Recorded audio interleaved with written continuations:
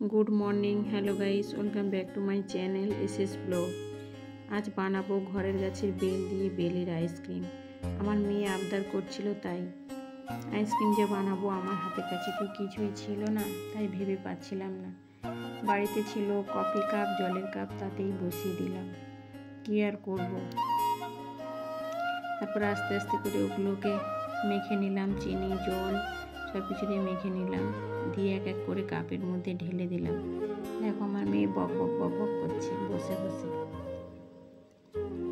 তারপর ওই কাপের মধ্যে ঢেলে দিয়ে সব প্লাস্টিক দিয়ে গার্ডার দিয়ে কাঠি দিয়ে সব মুড়ে দিলাম।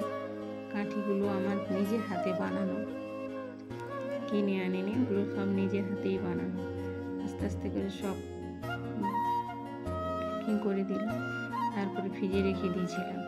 ফ্রিজ থেকে বের করানোর পরে এরকম এসে গেল, খুবই ভালো লাগছে দেখে। ভাবলাম যে খুবই ভালোভাবেই বসেছে।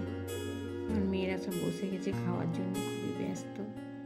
তারপর দেখো আমার মেয়ে কেমন টানছে বের করবে বলে, পাচ্ছে না।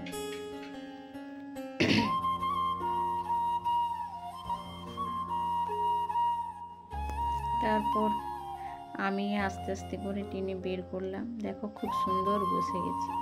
আমার তো খুবই ভালো লাগছে। গরমের মধ্যে এটা ঠান্ডা জিনিসটা খুবই ভালো লাগে, সবারই ভালো লাগে, ছোটদের বা বড়দের সবারই ভালো লাগে।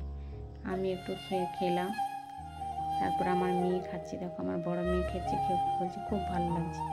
তারপরে আমার ছোট মেয়ে নিচ্ছে,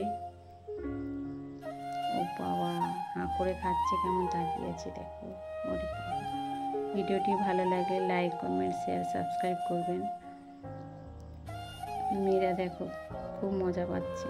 টাটা বাই।